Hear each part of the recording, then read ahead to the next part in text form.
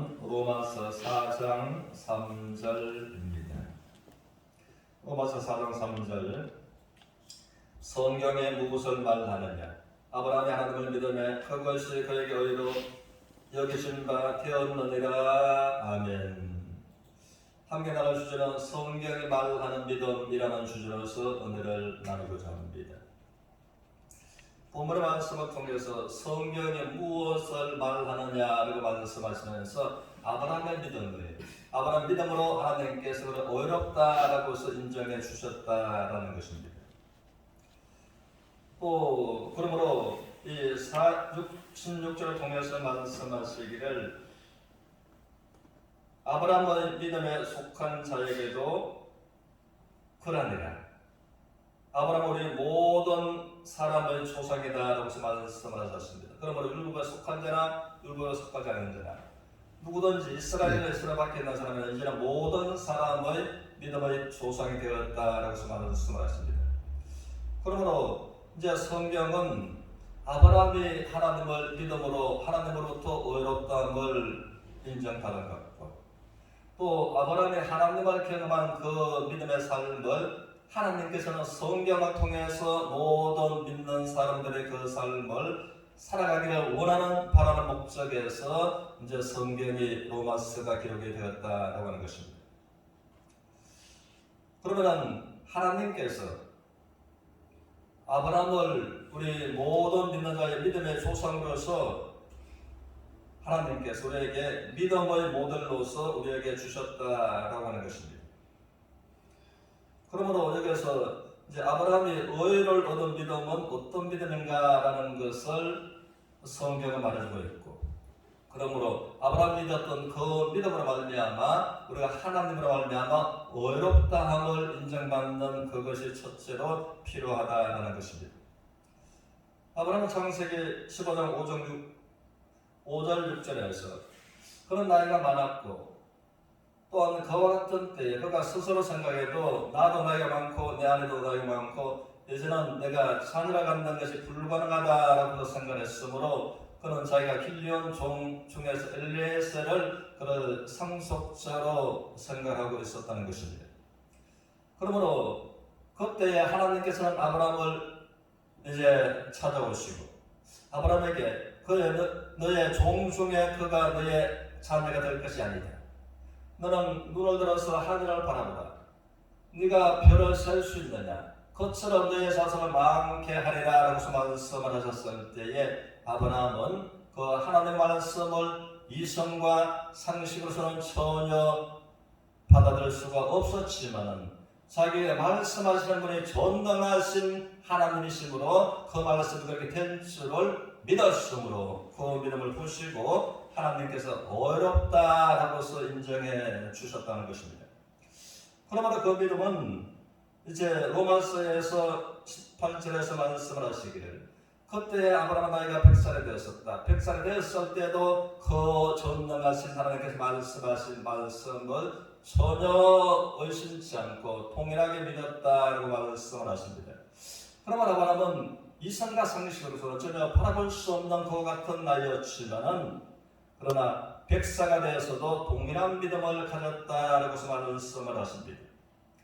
그 아브라함이 믿었던 믿음을 우리가 가짐으로 여기에서 의인은 구원을 말하는 것입니다. 구원을 받게 된다라는 것입니다. 그런데 하나님의 십자가의 도 앞에서는 두 부류의 사람이 있다는 것입니다. 십자가의 도가 멸망하는 자들에게는 미련하게 보이지만은 구원을 얻는 우리에게는 하나님의 능력이 되리라라고 말씀을 하셨습니다.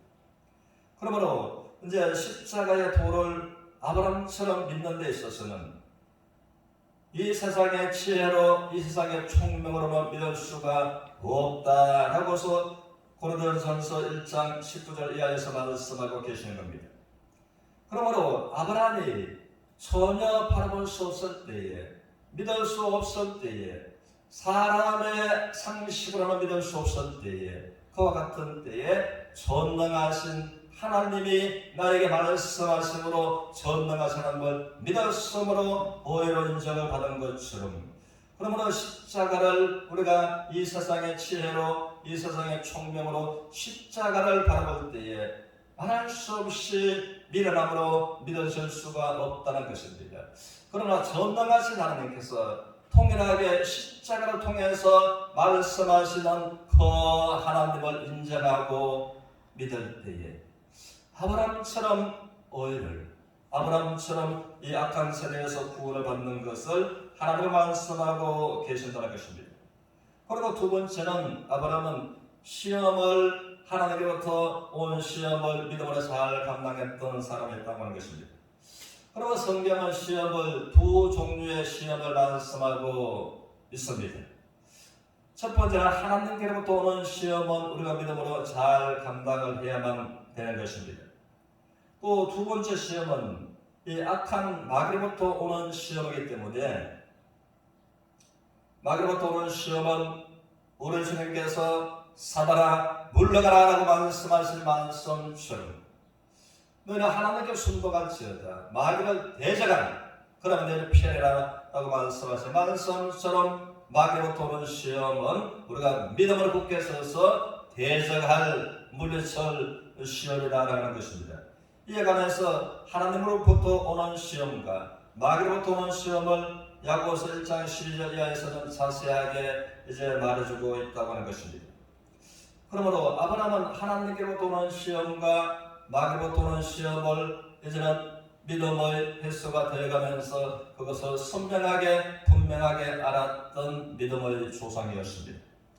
그러므로 하나님으로 말미암아 온 시험에 관해서, 그런 창세기 22장에서 하나님께서 네가 사랑하고 네가 가장 아끼는 독자 이삭을 그것도 다른 것으로 내게 바치라는 것이 아니라 번제로서 나에게 바치라라고서 하나님은 말씀하는 것입니다. 아브라함은 지금까지 이제 맞이한 시험 중에 가장 큰 시험이 아닐 수가 없는 것이었습니다. 그런데 이에 관해서 히브리서 11장 17절에서 성경은 말하기를 아브라함은 하나님으로부터 시험을 받을 때에 자기가 가장 아끼고 가장 사랑하는 독자 이삭을 아낌없이 하나님 앞에 드렸다. 그것은 번제로, 내가 짐승을 번제로 죽여서 불로 태워서 하나님 앞에 드리는 것처럼 나의 독자, 내가 아끼는, 내가 가장 사랑하는 이삭을 죽여서 불로 태워서 하나님 앞에 드려도 나는 그렇게 해도 전능하신 하나님께서 번제로 드린 그 이삭을 똑같은 이삭을 다시 살려서 내 앞에 세워놓으실 하나님을 믿었더라 라고서 성경은 말해주고 있는 것입니다. 그러면 하나님께서 우리에게 시험을 하실 때에 아브라함은 그 시험을 통과하고 난 다음에 그 정확한 성경에서 말하는 시험은 하나님께서 아브라함 믿음을 테스트하셨다는 것입니다. 그러면 하나님께서 우리의 믿음을 이제 때로는 테스트, 시험하시는 하나님이시라는 것입니다.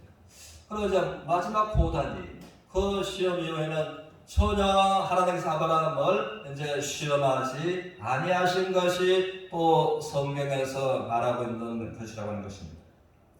그러면 하나님께서는 아브라함을 모든 믿는 우리의 믿음의 모델로서 제시해 주셨으므로 하나님께서는 이제는 우리에게 아브라함에게 요구하셨던 그 이삭을 우리에게 하나님께 바치라 라고서 우리의 믿음을 테스트할 때가 있을 수 있다는 것입니다. 그렇다면 우리는 이삭에 대해서 문자적으로 우리가 해석과 교훈하기보다는 또 의미적 해석과 교훈이 필요하다는 것입니다. 그래서 하나님께서 오늘날 아브라함에게는 그러하셨지만은 우리에게 우리의 독자 자녀를 문화공녀를 하나님께서 번제로 바치라라고서 하나님을 요구하지 않으신다는 것입니다. 그러나 우리에게 의미적인 이삭은 누구에게나 하나님을 믿는 하나님의 자녀들에게 있다는 것입니다.